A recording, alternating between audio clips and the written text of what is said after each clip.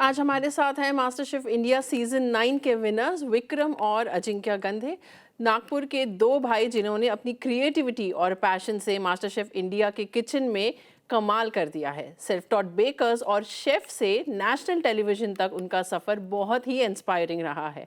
आज हम उनसे जानेंगे कि मास्टर शेफ के किचन के अंदर क्या होता है, कैमरास के पीछे की कहानी, वहाँ पर प्रेशर और बहुत कुछ। सो लेट्स फाइंड आउट कि मास्टर शेफ के एप्रन पहनने के बाद इनकी लाइफ कितनी बदल गई है। विक्रम और Ajinkya, thank you so much for joining अस। और सबसे पहले तो आप मुझे बताइए कि आप दोनों का ये जो पैशन है ये कब शुरू हुआ? बहुत दोनों का पैशन तो बहुत बचपन से स्टार्ट हुआ था। 6 से हम लोग कुकिंग करते हुए आ रहे हैं। पहले तो नॉर्मल घर की दाल से शुरुआत हुई थी एंड जिनके के आलू की सब्जी से शुरुआत हुई थी एंड देन पैशन बढ़ते गया एंड हमने फॉलो किया। एंड घर पे एक रूल है कि मतलब ये जो कुकिंग है, ये कुकिंग एक लाइफ स्किल भी है, क्योंकि अगर अकेले रहना पड़े Absolutely. एंड तो खाना बनाना आना चाहिए, एटलीस्ट खुद के लायक तो खाना बनाना आना चाहिए। सो शुरुआत हमारी वहीं से हुई थी। तो मास्टर शेफ की जर्नी का आइडिया कब से शुरू हुआ? कितने सालों से आपने ये सपना देखा और कब से आपने परस्यू करना शुरू किया? Master chef India and master chef Australia तो बहुत पहले से दोनों चीज हम बहुत देख रहे हैं एंड साथ में भी बहुत ज्यादा देखा हुआ है। तो आइडिया मतलब एक ये तो था कि कभी ना कभी तो जाएंगे एंड कभी ना कभी जा सकते हैं बेसिकली, तो ये हमारे दिमाग में तो था।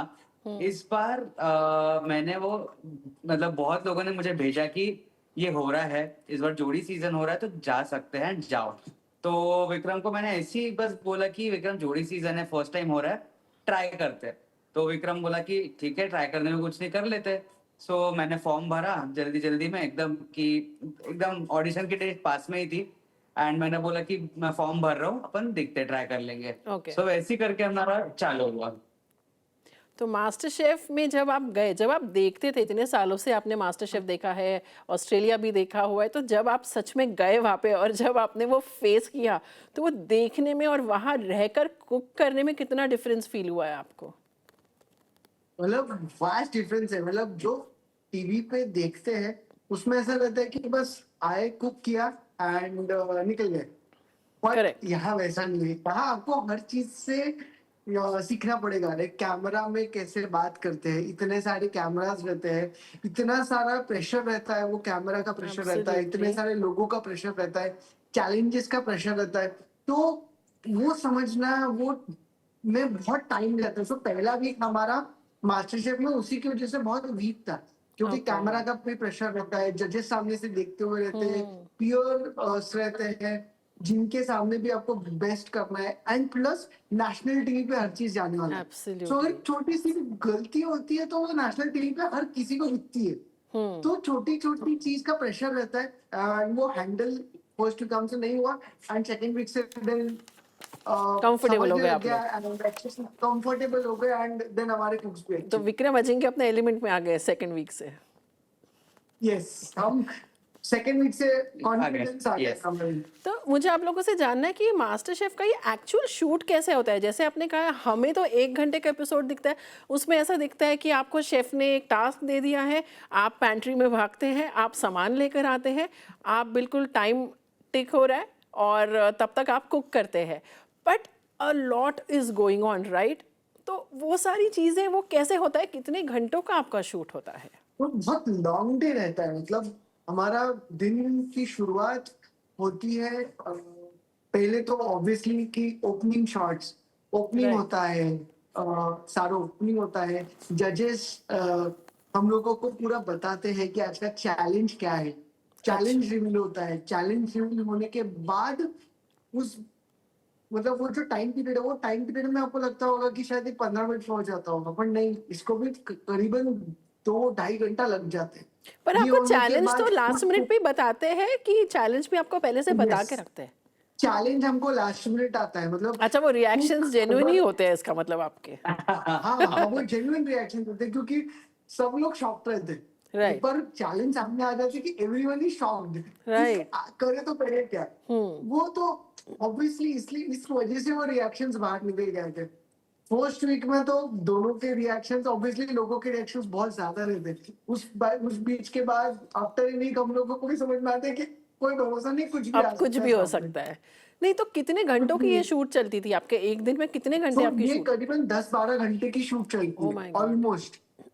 और सो कुकिंग एक टाइम दिन आपका में सच में 60 मिनट्स या फिर 2 घंटे ही रहता था? यस यस यस अच्छा। यस। बाकी टाइम शूट्स होते हैं, हमारे कैमरा जो टीवी पे दिखता है कि आपका जो खाना है वो खाना दिखता कैसे है, उसके करेक्ट। लिए भी हर एक कंटेस्टेंट की शूट्स होते हैं, फूड के शॉट्स होते हैं, उसमें भी टाइम जाता है, फिर टेस्टिंग में भी टाइम जाता है, तो पूरा अच्छा, लॉन्ग डे रहता है। यस, तो टेस्टिंग में टेस्टिंग कितना टाइम होती है जाता है? उसके आई वुड बाद। वांट टू नो कि ऐसा लगता है। टेस्टिंग वैसे तो हर एक जन का आधा आधा घंटा भी होता है कभी कभार।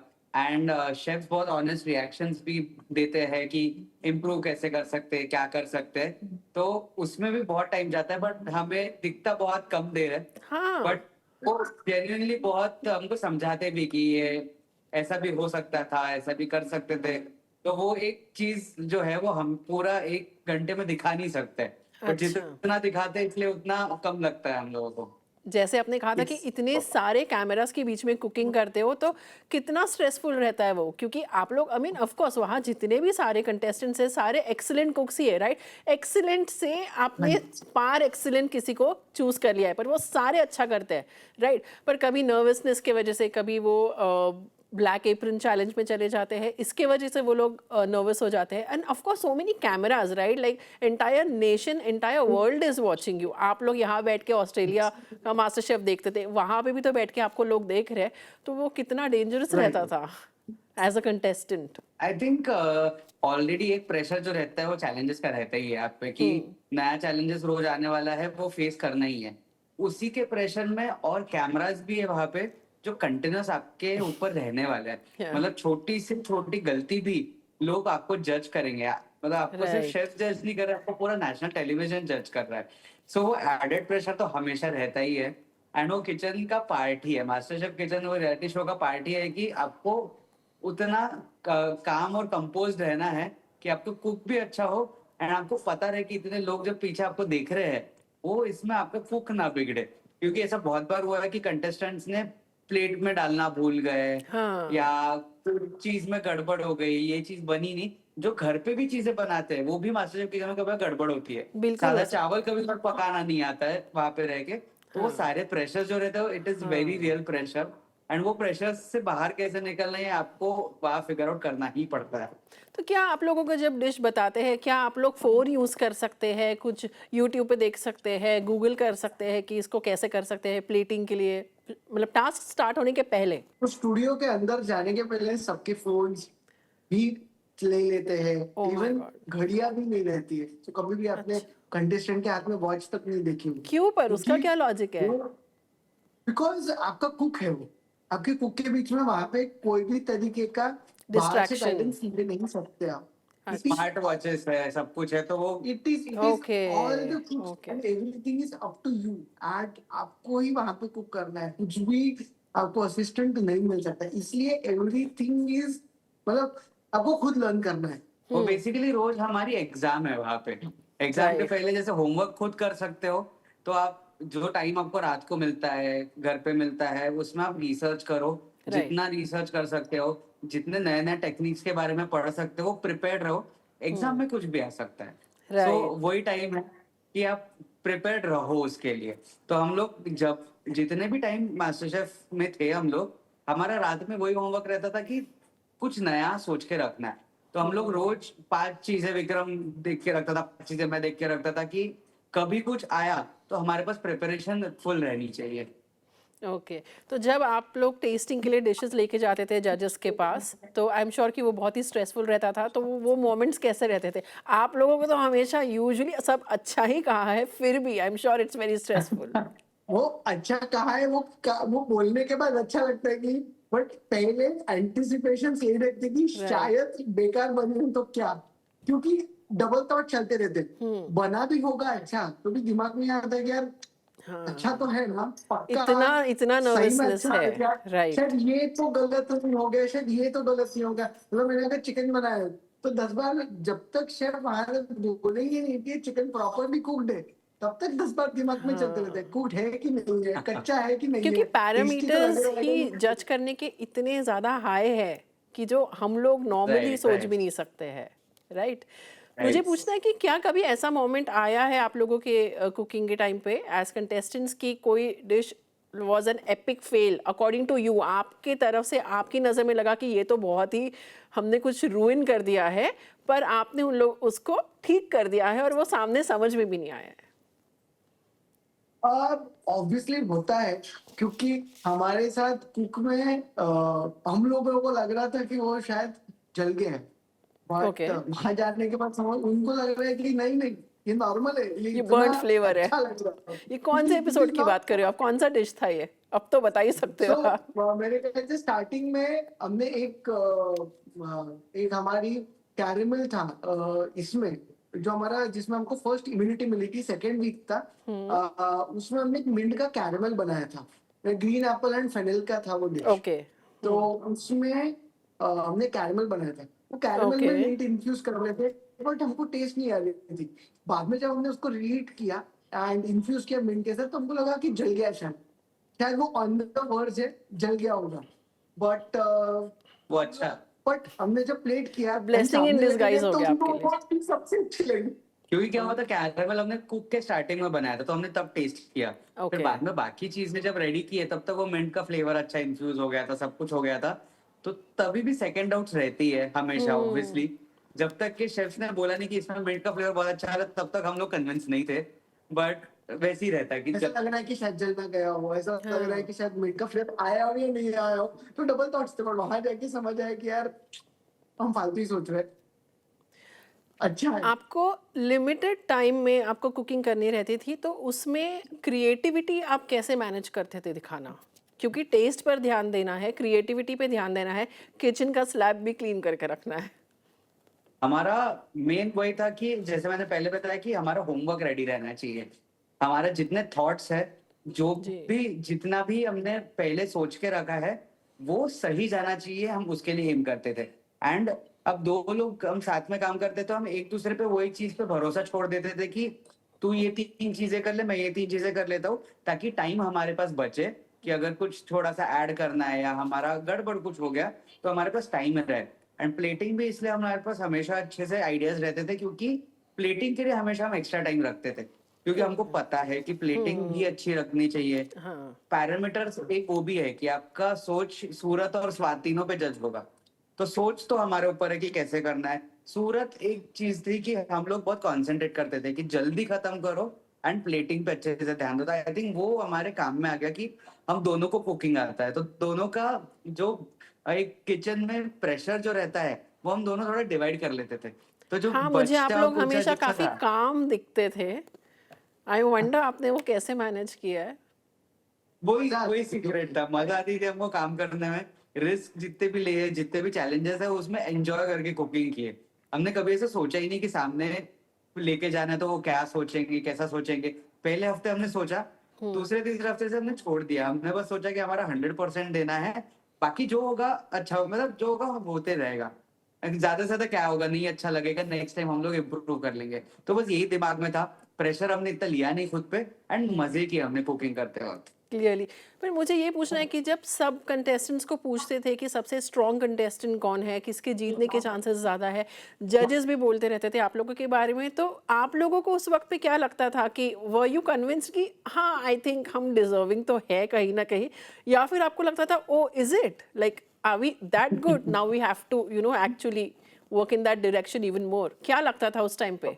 हम लोग शॉक रहते थे कि हम लोग सब हमारा मतलब नाम ले रहे हैं। ठीक है, हमारे कुक्स अच्छे जा रहे हैं, बट हमारे साथ साथ बहुत लोगों की भी कुक्स अच्छे जा रहे हैं, बट सब लोग हमारा नाम ले रहे हैं। वो हमारे लिए ऑब्वियसली बहुत प्राउड मोमेंट था, बट उतना ही एक्सपेक्टेशंस भी लोगों की बढ़ जाती है, करेक्ट। उतना ही स्टूडेंट्स की भी एक्सपेक्टेशंस हम लोगों से बहुत बढ़ जाती है।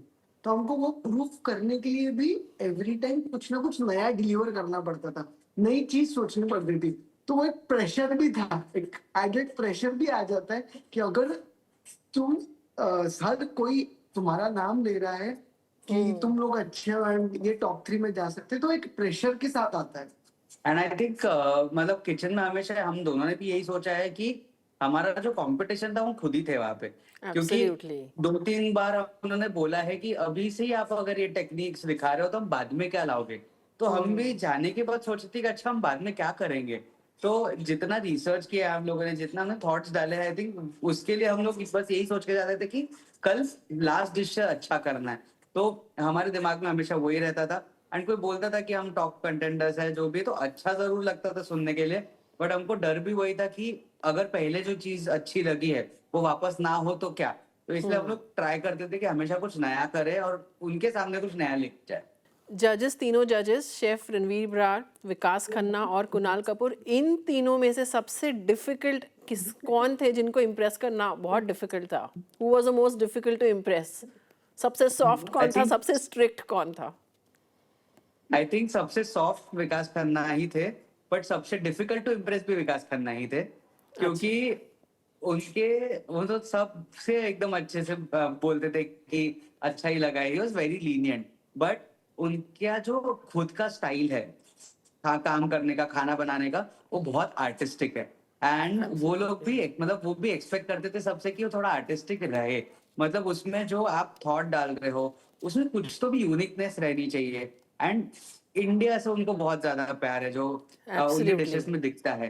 तो सब कुछ जितना वो रखते थे उनके प्लेट पे, हम टेस्ट भी चाहिए, इनोवेशन भी चाहिए, उसके साथ साथ कुछ आर्टिस्टिक भी चाहिए, क्योंकि वो उनका मानना यही है कि शेफ्स भी एक आर्टिस्ट ही है जो लोगों को खिला रहे हैं। एब्सोल्युटली।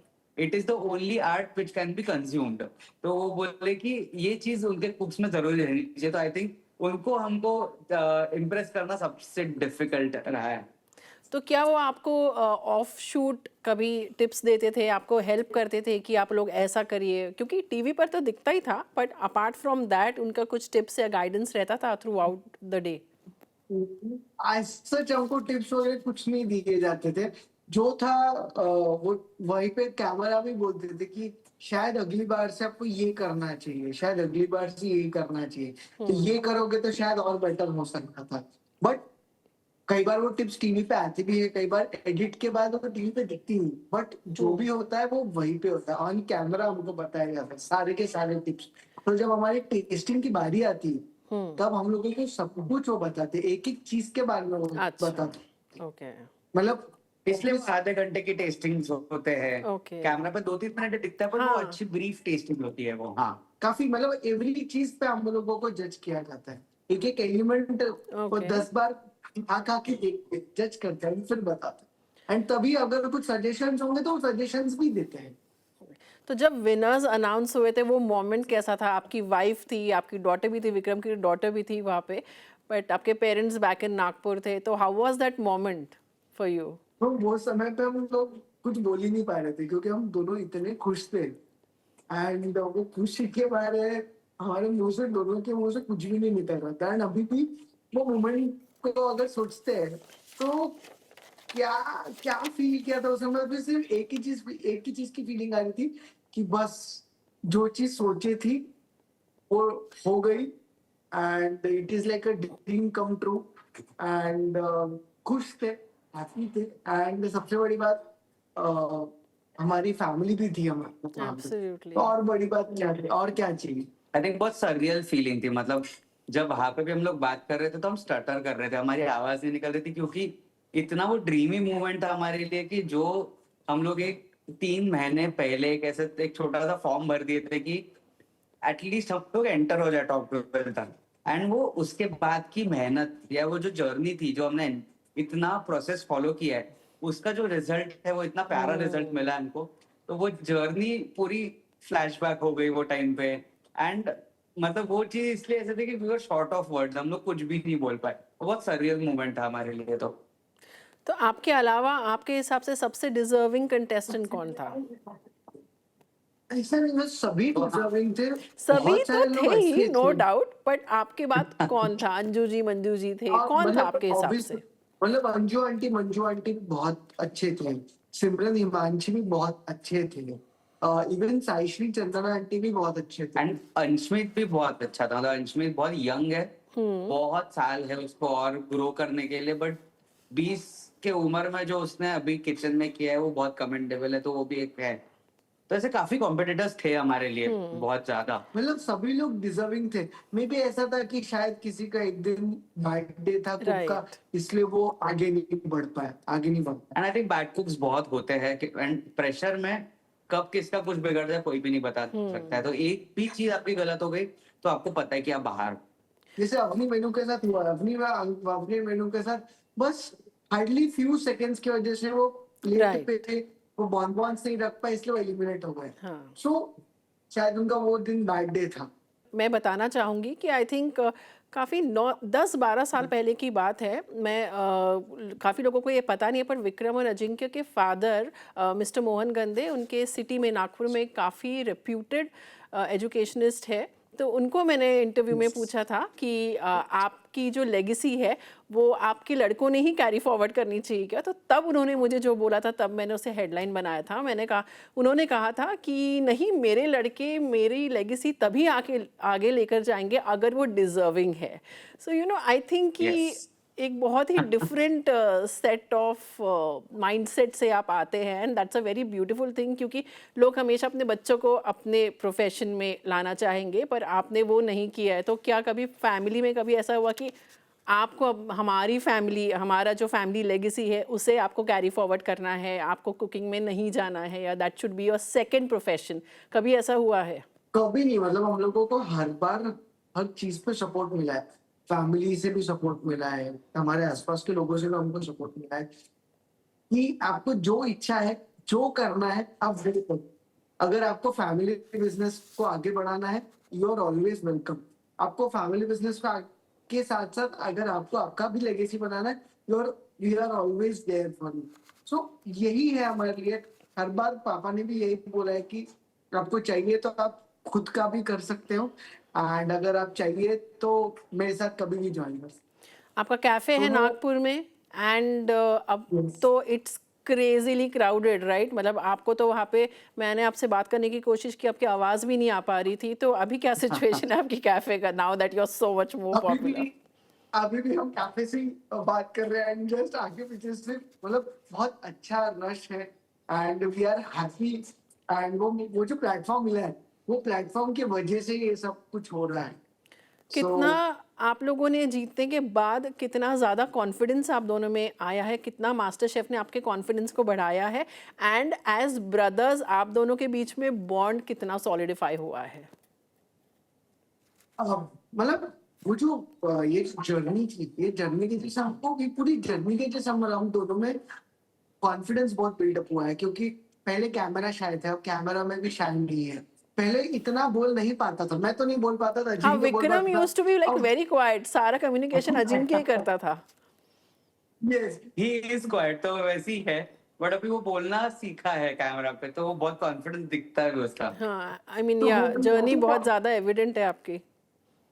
ये सब बहुत सारी चीजें सीखने में, मतलब सीखने मिला है। कैमरा पे बोलना हो, खुद के कुक्स में बोलना हो, या खुद के लिए स्टैंड लेना हो, तो बहुत सारी चीज सीखी है हमने वहां पर। विक्रम अजिंक्य, आपसे बात करके समझ आया कि मास्टर शेफ सिर्फ खाना पकाने का शो ही नहीं है, बल्कि पैशन और टीम वर्क की असली टेस्ट है। नागपुर की मिट्टी का स्वाद अपने पूरे देश तक पहुंचाया है आपने, and we are so proud of you. Thank you so much for joining us and sharing these amazing behind the scene secrets. Thank you so much.